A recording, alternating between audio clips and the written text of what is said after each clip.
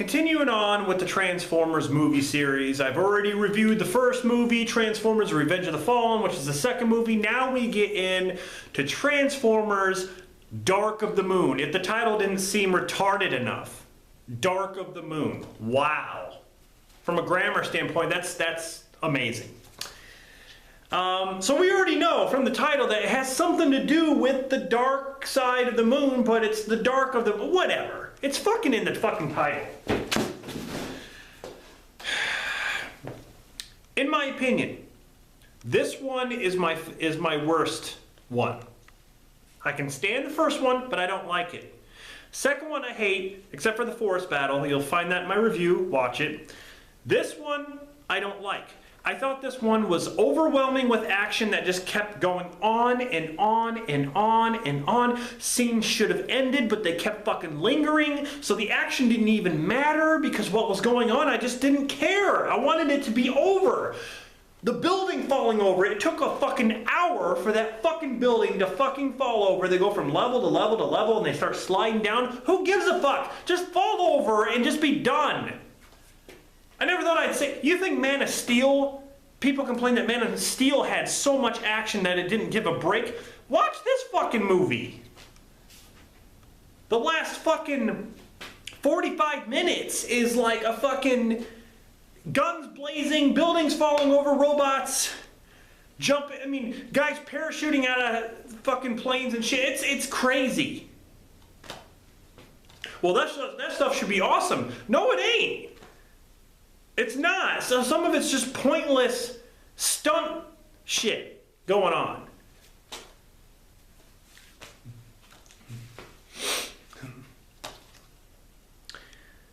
This one is just like the other ones. It has humor that's not needed.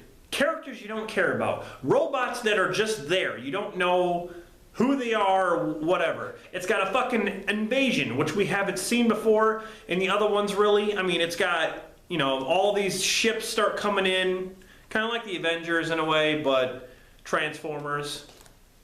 It's got betrayal, it's got people dying.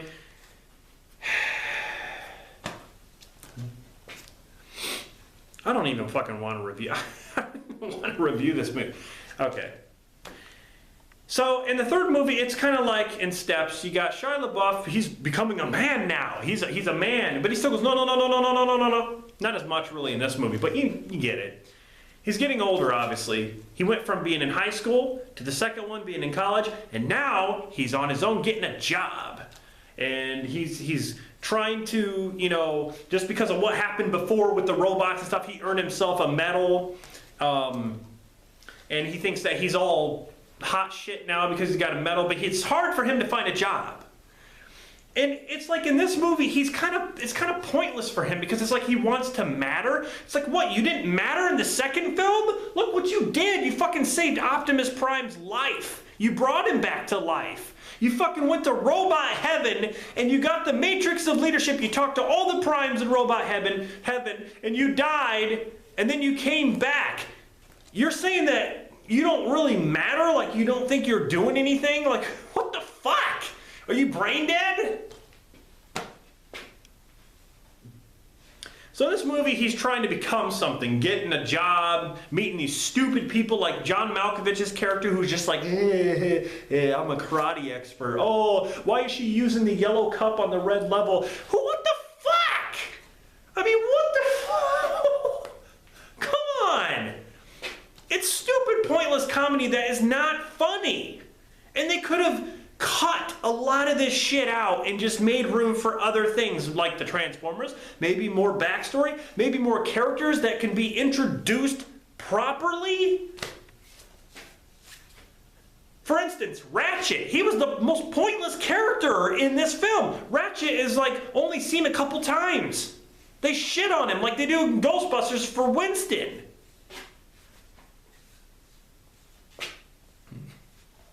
I understand, well, they got to make room for new Transformers. Well, do that, but do it right. Shia LaBeouf, and so Sam Witwicky in this, he's got a new girlfriend, Rose Huntington. I call her Juicy Lips because her lips are juicy. I mean, I would like those, you know, I'll stop right there. She has really hot lips, but her acting is just whatever. It's nothing special. I mean, she's like, look, I got your lucky rabbit. I got the rabbit's butt's the luckiest. Like, the first shot of her is her walking up the steps with her ass.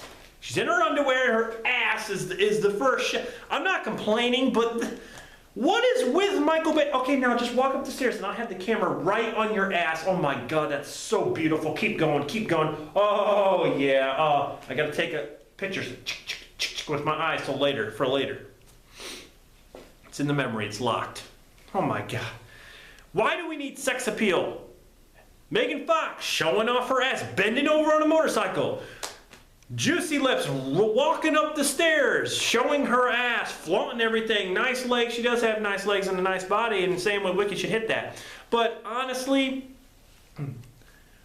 that relationship, I don't even see what the hell she sees in him.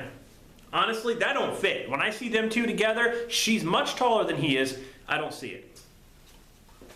Whatever. So they're together. She's got a job. He's got a job now. So he's kind of living life normal. He doesn't really need to hang out with the Transformers anymore. The Transformers are doing their own thing. This movie isn't really big to where it goes to different locations like in the second movie. It's not like, oh, Egypt and then the fucking forest and here and there. There's a lot of fucking office places. Like, that's where it mostly is. As far as the Transformers, though, you got a lot of the Autobots come back, plus some new ones like Dino and this fucking retard named Q, who fucking invents shit. He looks like Albert Einstein. Who the fuck is this guy? And he fucking dies at the end. Like, he's pointless. He just sits there and builds stuff. What about Wheeljack? Let's fucking forget Wheeljack. Fucking, oh, my name is Q. I look like Albert Einstein. You want to hear the theory of relativity or?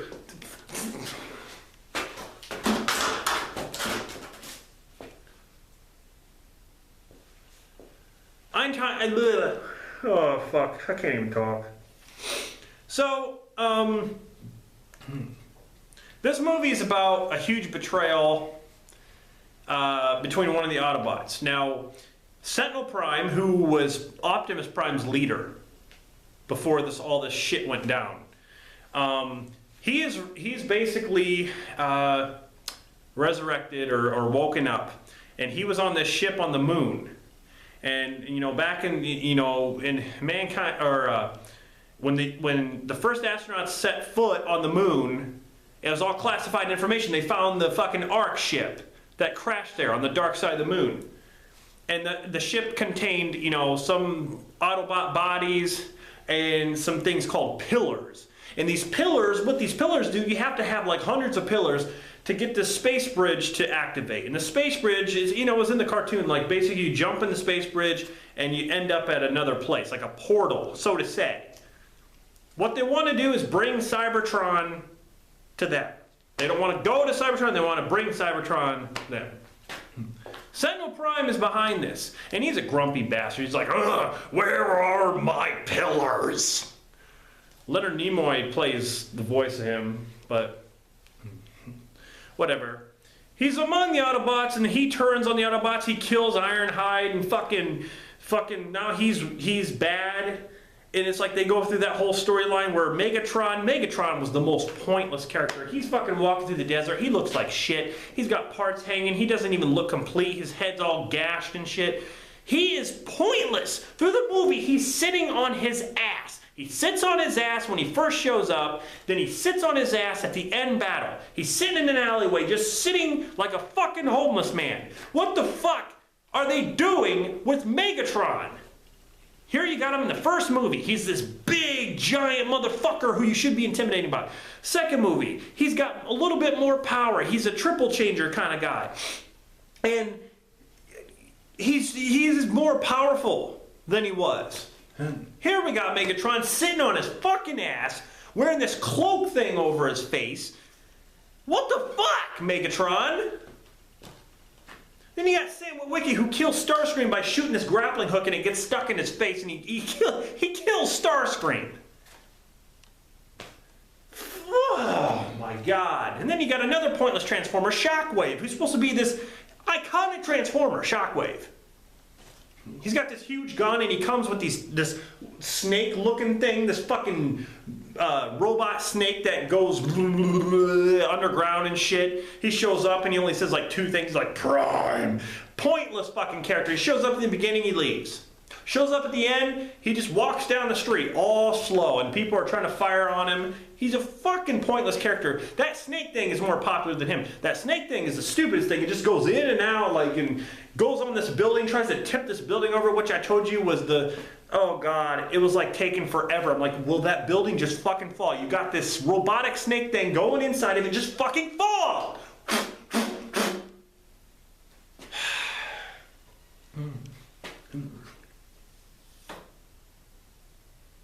That's the Decepticons' main plot, is to bring Cybertron there, so they need these pillars. And the humans, there are some humans who are working for the Decepticons for information and stuff, and there are Decepticons working for humans. Patrick Dempsey is in this, and that is Juicy Lips' boss, Rose Huntington. And he's bad. Soundwave is pretty much working for him. Soundwave captures her, and he's all like, have you picked a side? I've chosen my side. When the Decepticons take over, I'm not going to be a slave. Like you're a fucking idiot. I'm like, don't you see the Autobots? Why don't you fucking help the Autobots? Then you won't have to live like that, you dumb fuck. Patrick Dempsey fighting Shia LaBeouf at the end was the most ridiculous fucking fight I've ever seen in my life. The dialogue back and forth was laughable. It was horrendous.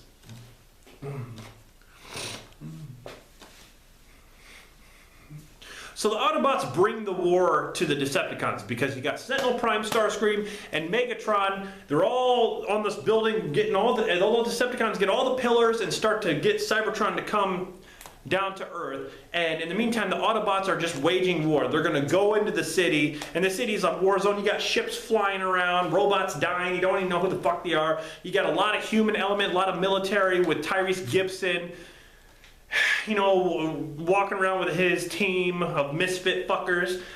And they're sitting there. It's like, can we get across the bridge? We gotta get across the bridge. Oh, let's send these guys. They jump out and they got these wing things and like.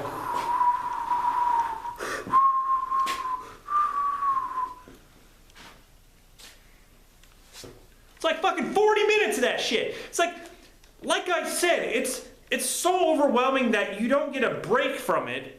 But it's like, it keeps fucking going. And you're like, please stop.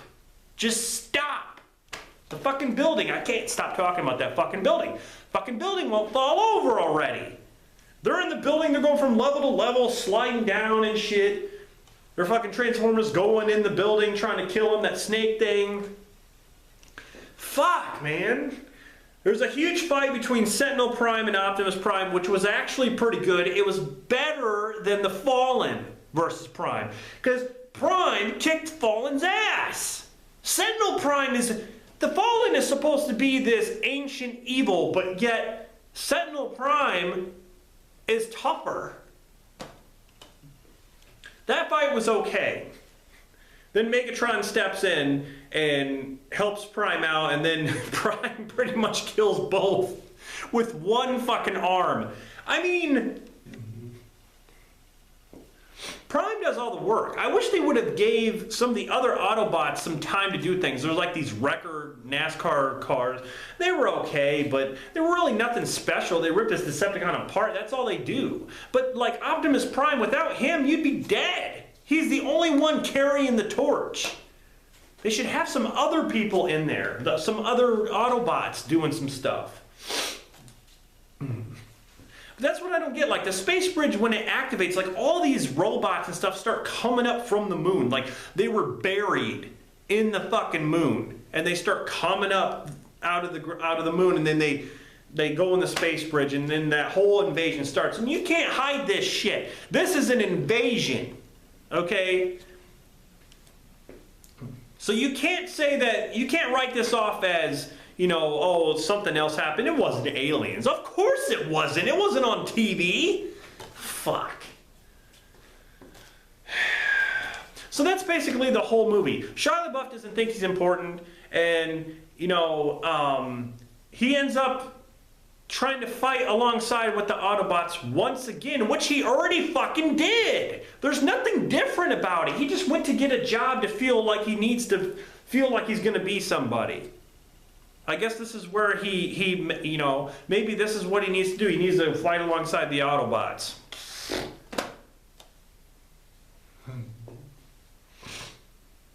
Laserbeak's in this one, and I like Laserbeak and Ravage. Ravage was in the last movie. I like Laserbeak. He was good. I liked him in this. Soundwave was a small motherfucker. Soundwave is usually bigger than Megatron.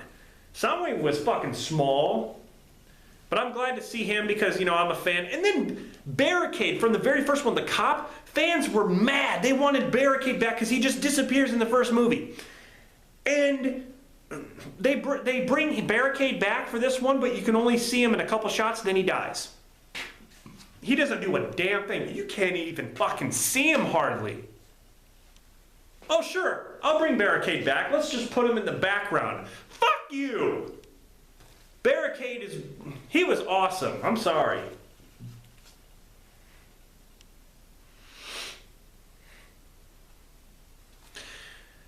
It says on the back, the best action movie ever. Fuck that. It is not the best action movie. Whatever. Executive producer Steven Spielberg. You know what? Honestly, this movie could have been a whole lot better. They could have learned from the mistakes of Revenge of the Fallen and fucking went forward with this shit and made it better. Hopefully Age of Extinction does just that with a new fresh cast, and we can get something that we can enjoy. I mean, this movie, I don't know how you can enjoy this movie. Honestly, I left the theater being like, at the time I thought the movie was just okay. I bought it, and then, you know, after watching it a few more times, I'm kind of just like fed up with it. Like, this, the wind's blowing. I'm pretty much fed up with it. But yeah, that's all I have to say. Pretty much the movie, like I said, Sentinel wants the Cybertron to come to them. Optimus Prime wants to stop him. And it's Autobots versus Decepticons, humans versus humans, pretty much. So they add more of the human element. And then there's like funny shit that they try to do that, like I said, that's not even fucking funny. Like, why add it? It doesn't belong in this spot. You don't, I mean...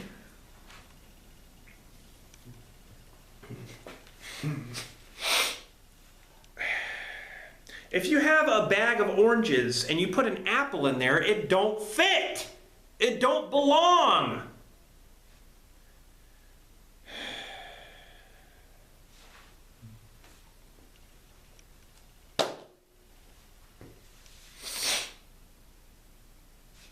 You want to know how Megatron was in the movie? I'll show you.